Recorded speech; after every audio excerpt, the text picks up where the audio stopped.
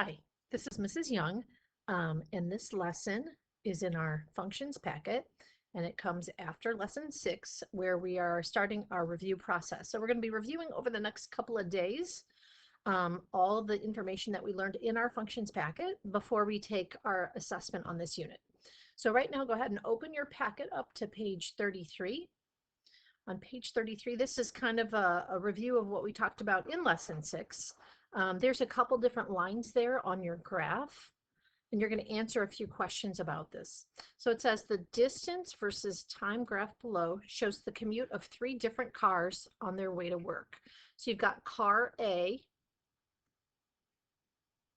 that's car A, and then we have car B.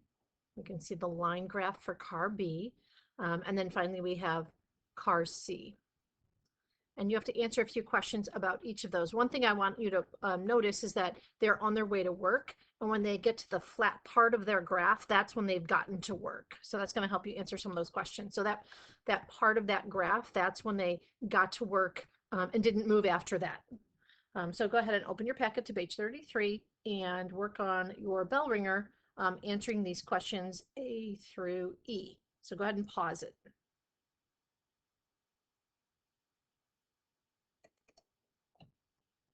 Okay, so going over our bell ringer answers, it says here list the cars according to the amount of time it took them to get to work from least to greatest. So you can see, like I said, this is when they get to work, when they stop moving. And we want to know the amount of time it took them. So if I look at my timeline, right, there's time. Here, this person got there faster than this person or this person, right? Because along the timeline, again, they don't have numbers, but this could be like, 5 minutes, 10 minutes, whatever. So I can tell that car A got there the fastest, then car B got there the second fastest, and then finally car C got there the third fastest. So in order, A, B, C.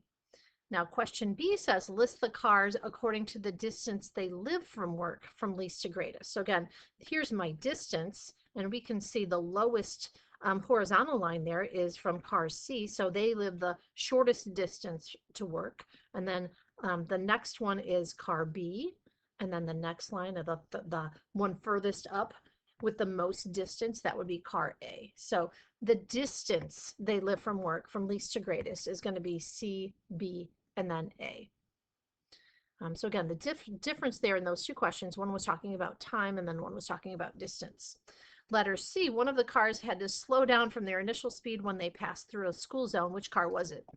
So again, this is the slowing down portion of the graph, right? Where it's a little bit faster, or sorry, slower. Their speed is a little bit lower. That's why the line is a little bit flatter. So that would be car A. D, one of the cars stopped to have breakfast at a coffee shop. So definitely car C stopped for a significant amount of time in the middle of their graph. So car C. And then what did car B do that none of the other cars did? You can see that car B went back to their house to get something. Maybe they forgot something at home, so they turned around and returned to their house before continuing on their way to work. So that's kind of a quick review of your bell ringer. Next, I'd like to go ahead and take a minute to go over your homework. So just flip back to page 32 there in your packet. Flip back to page 32. In questions 1 through 5 on page 32, we had to match the sections of the graph with the descriptions.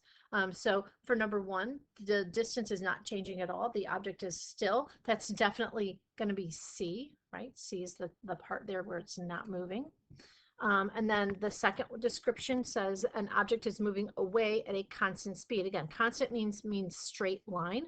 So that would be represented by A. Number 3, moving closer at a constant speed. So that's, again, straight line, but going the other direction, down. So that would be D. Number 4, away at an increasing speed. Again, when the line is curved, we know that they are speeding up. So that would be B. And then closer at a decreasing speed, they're slowing down when they get to their house. And that's the curved line, meaning that the speed is actually decreasing.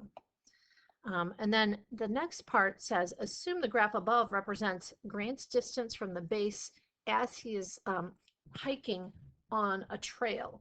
So you had to come up with a description based on what we're seeing in the graph. So for part A, it looks like he's going at a steady rate away from the trailhead. So I said Grant started hiking away from the base at a steady pace or speed.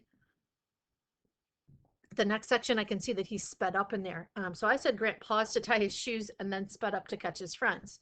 Again, your description could be a little bit different, but you do want to say something about his speed increasing his speed changing in there, and that's why it's a curved line.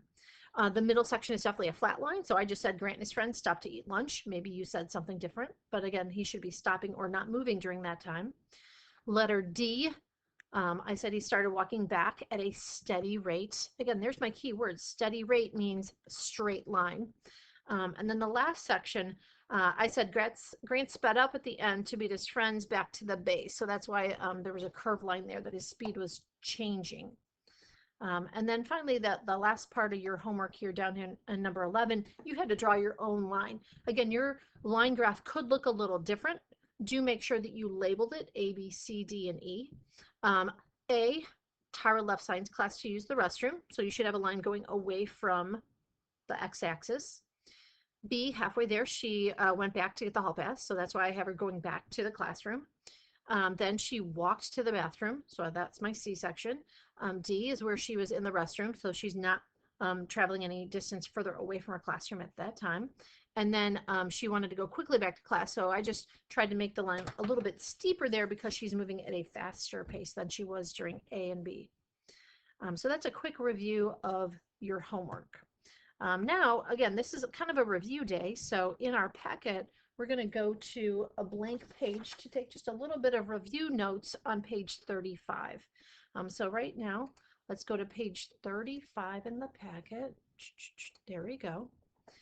It should be a blank page, or again, if you don't have your packet, you can just write this on paper. And we're going to take just a little bit of notes on reviewing a few of the lessons that we covered in the functions units. So each day or each lesson here, I'm going to be going through a couple different lessons of review and then giving you a few review problems for homework each night.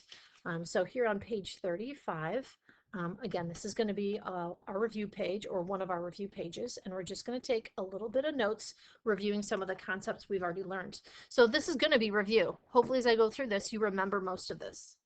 The first thing I want to review is lesson 1 today. Lesson 1. In lesson 1, we talked about whether something was a function or not. So function versus not a function. Again, taking notes on page 35. If, as I'm going through this lesson, you get confused or need more examples than I'm giving you, you can always look back in your packet at pages 1 through 4. So we had a lot of examples on those pages. We looked at 3 different representations of a relationship. The first one we looked at was a table or an ordered pair. So table or ordered pair. Ordered pairs. How do I know if a table or ordered pairs is a function or not? So let's go ahead and just make a table. I'm going to make a little table right here. So again, the top row is going to be my x values and the bottom row is going to be my y values. Let's say we have an x value of -2 paired with a y value of 1. Let's say that we have an x value of 3 paired with 11. Let's say that we have an x value of -4 paired with 3. I'm just kind of making up these numbers.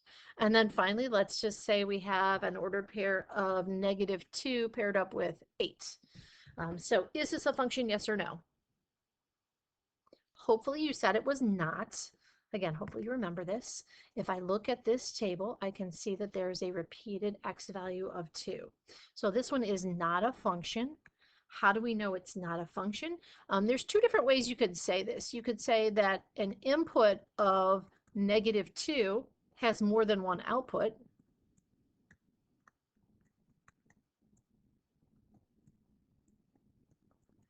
Or you could just say there's a repeated x value of 2.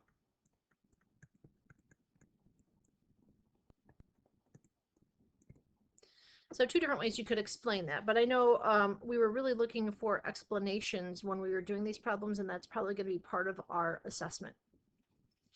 Next, another way that we can, or another representation that we looked at graphs. So when we were looking at our graphs, I'm just going to draw a quick little sketch of a graph. Here's my XY axis. And let's say that this relationship has a graph that looks like I'm going to call that like a U on its side. I don't know what you want to call that. So is that a function, yes or no? Hopefully you would say no, because if I drew a vertical line right here, it would hit it in more than one spot. So remember we had something called the vertical line test. So this one is not a function. How do I know it's not a function? It does not pass the vertical line test. So make sure you're writing this down. And again, if you go back to pages 1 through 4, there's a bunch of examples of these types of problems that you can look at for reference if you need more examples to look at. And then finally, the third and final representation we looked at was when we looked at equations. So if we look at equations, I'll give you an example. If we had y squared equals 3x plus 7. This one is not a function, and hopefully you remember this one as well. It's not a function because of that exponent on the y. So because it's not a function because the y variable is squared. Remember, it was okay if the x was squared for it to be a function, but if the y is squared, then it is not a function. So those are things that we looked at to tell if it was a function or not a function in lesson 1. And again, refer back to pages 1 through 4 for reference if you need to. And then the other thing I wanted to review with you today, the second lesson. So thinking back to lesson 2 as we review lesson 2. Lesson 2 was all about comparing functions. I think this one was a little bit easier when you compare functions, because when you're comparing functions and they're talking about rate of change, we remember that rate of change means the same as slope. So whenever they're comparing rates or unit rates or rates of change, they're talking about the slopes in those relationships. And we saw, again, a bunch of different representations, just like in the last problem. So if they gave me a graph, how can I find the rate of change from a graph? Well, then I just look at the rise over run. Remember, think of your slope triangle, rise over run. We have the slope triangle to think of, and we can figure out the rate or rate of change from our slope triangle. If they gave us a table, then or ordered pairs, then it's a little bit more work, because then we have to use our slope formula, y2 minus y1 over x2 minus x1. So we plug the numbers into the slope formula and we can figure out the rate or rate of change or slope in that situation.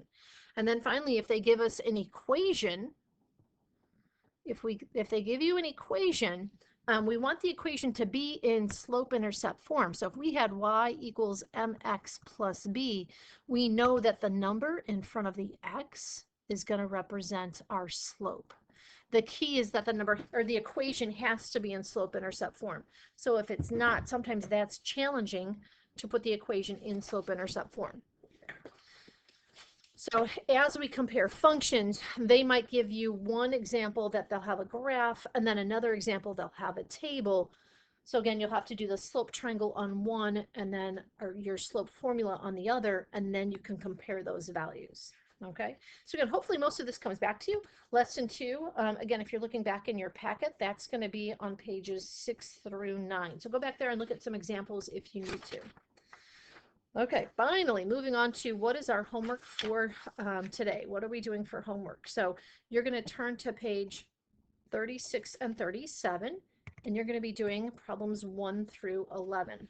1 through 11 on pages 36 and 37. Notice the top section is from lesson 1, 1 through 7. You have to tell me if it is a function, yes or no, but I also expect an explanation. How do you know it's a function or not a function? And then in problems 8 through 11, again, it goes on to the next page, you have to compare your rates and tell me which one is a greater rate of change. I want to do one of these problems with you right now. I'm going to do number 9 with you because those equations are not in slope-intercept form. So I feel like this problem is a little bit harder, and that's why I want to do it with you. So in function 1 here in number 9, again, this is the one I'm going to do with you, number 9. I'm going to go ahead and add the 2x over to the right side of that equation. Okay, so now I have 5y equals 2x plus 10. Notice how I put the x term first, then the constant. I'm trying to get it into slope-intercept form. Your whole purpose here or point is to put it in this form so you can figure out what the slope is. Finally, I want to get the y by itself. So I'm going to divide each piece or each term by 5. So then I have y equals 2/5 x plus 10 divided by 5 is 2. Again, the whole reason I did that is so now I know in that function, function 1, my slope is 2/5. I'm going to do the same thing in the second equation. I'm going to move the x term over, add 6x to both sides, 3y equals 6x plus 18. And then I'm going to divide each term by 3. So I get y is equal to 6 divided by 3 is 2. 18 divided by 3 is 6. So now in this equation, I know the slope is 2. One thing you can do, if your slopes are fractions, you could always turn it into a decimal if that helps you. But I know that 2 is bigger than 2/5. So I know that function 2 has the greater rate of change. So I'm going to say that my answer is function 2. How do I know this? Because 2 is greater than 2/5. And again, if you wanted to, you could turn that into a decimal. That's the same as 0.4. It's less than 1, so 2 is definitely bigger than 0.4. So again, 8, 9, and then this homework continues on to the top two problems here, 10 and 11. You're just finding your rates of change and comparing them. So again, our homework for today is pages 36 and 37, 1 through 11. Make sure you get it done and turned in. Thank you.